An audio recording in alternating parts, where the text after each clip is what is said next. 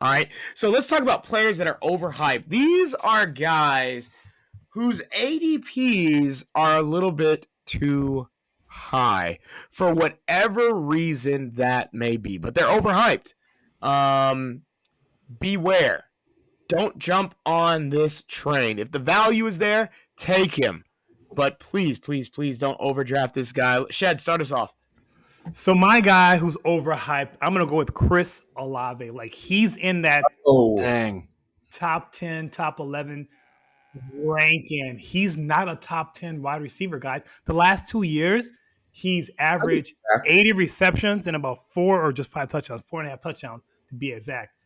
And last year, Derek Carr had one of his better years. His probably his second better year in QBR or quarterback rating and touchdowns, and he still only averaged 5 touchdowns. He's not a Mike Evans. Mike Evans is a guy who's better than him, who's going behind him, or even a Brandon Ayuk. And Mike Evans, you know how in basketball you have like a walking double double. Mike Evans is a walk-in 1,100 yards. 1,010. Yeah, Walking 1,000 yards. yes, that was 1,000 year yards. in 10 and and year 10. out.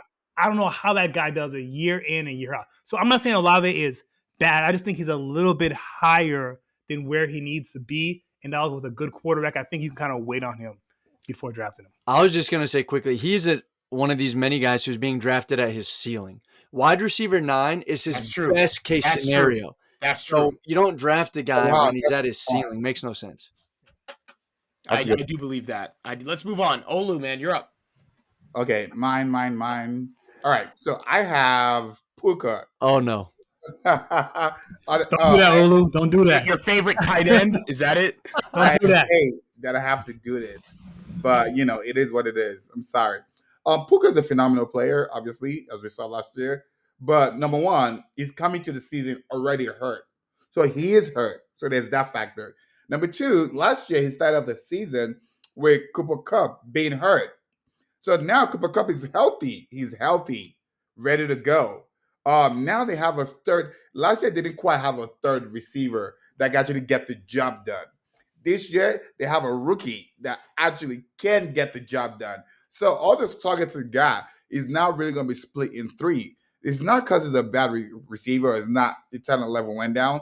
It just means the target share is now going to be split in three.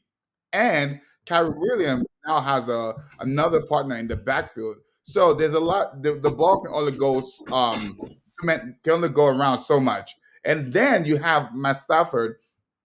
There's a chance he's already hurt as well. He has a hamstring injury. He has a hand injury. Is he gonna finish the season? We don't know. But even if he is healthy, the ball can only go around three ways. So you're saying There's everybody on the Rams offense don't take. No. I'm not saying he's going to be a bad pick. I'm just saying don't value him as high as he was last year. And there's no way a receiver can come in the league with 1,500 yards and repeat that the next year. It's just never. It's even Mike Evans has never done that. Justin Jefferson, he did it. I mean, is Puka Justin? Is that what we're talking We'll about? see. That's who he would have to be. We will see. We will my- see. Year two. Yeah. So I just feel like Yeah, Will, your turn, man. All right, my guy who I think is way, way overhyped is Kyron Williams. His ADP right now is 15th overall, the RB7. I think he's another guy who's being drafted at his ceiling. What we saw from him last year was insane efficiency, like ridiculous efficiency that is rarely repeated. But the main reason I'm skeptical is not even because of him or his talent, and I don't think he is that talented. It's because of Sean McVay. He has zero loyalty to running backs. It's very, very rare that the Rams have a repeat RB1. They haven't since Todd Gurley left, right? He left and then signed with the Falcons. They've not had a repeat RB1 since that time. So McVay doesn't have loyalty. They drafted Blake Corum early for a running back, right? Third round. And I think Corum at the very least is going to steal touches. He's going to take volume away from Kyron. Kyron already got hurt last year. They don't want to risk injury. If they're thinking they're a playoff team, they want him healthy and fresh. So I just don't see him hitting that number of the RB7, and you're having to take him in the early second round right now. Like, if you're in a 12-team league, you're having to take him at 15, which is pick 203. No way. I think that's way too high for Kyren. Yeah, no, I know we're not supposed to respond. We're not supposed to respond. I want to. I have a lot of thoughts on him, but I will not. My guy, and this is a guy people would think that I hate on him. I have been talking about him since last season. What do you call him? Oh, I call him your office accountant. That's what I call him because he is built like your office accountant. He is 5'9" and 188 pounds. Now, you might be thinking I'm talking about a kicker. You might be thinking I'm talking about a slot receiver, someone like Jamison Crowder. No, I am talking about an NFL running back who is not even 190 pounds. His name is Devon Achane. Now, granted, Devon Achane is a special talent. He is a very special talent. Raheem Mostert had like what, 18 touchdowns? How many touchdowns did Raheem Mostert have last year? 13. 13 touchdowns. 13 was it? You want to know why he had so many touchdowns? Because Devon Achane is not a goal line back. And then Miami doubled down and drafted Jalen Wright. That's okay. Right. Yeah. Now, we all know that Miami is built off of speed. Jalen Wright at Tennessee was a pretty good running back. He ran a 4.38, and the guy can play. So Devon Achane right now, what is his ADP? 21? 21, yeah. Second round pick. He's a late second round pick. Wait. For a guy who is not a bell cow running back. For a guy who is not a goal line running back. For a guy who has not proven to stay healthy in the NFL.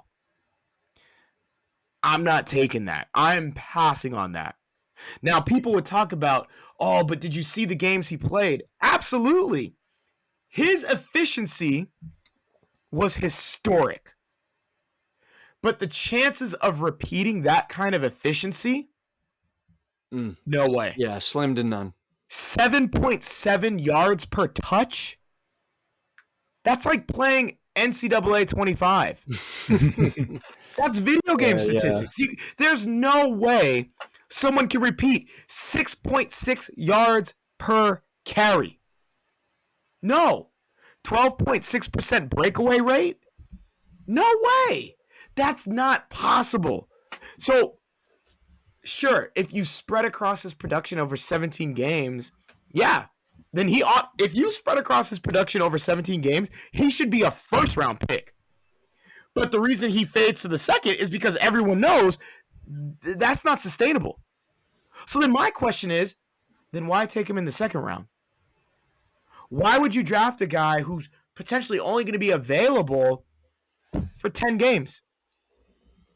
Nah, forget that, man. I would much rather take, the other guys who are going in that range? The other guys who are going in that range, just so you guys know, so when you're looking at when you're in your draft and you're considering who to draft late in the second, no, I'm not going Devon Achane. I'd rather go Derrick Henry. I would rather go well, we just down on Chris Olave. I'd rather go early quarterback, maybe Josh Allen, maybe even take a risk at Drake London. I'm just not feeling it, y'all. I'm not feeling Devon Achane that early. Not late second. Or you could wait. Like we said, there's a lot of deep running backs. James Conner is supposed to go 5th or 6th round.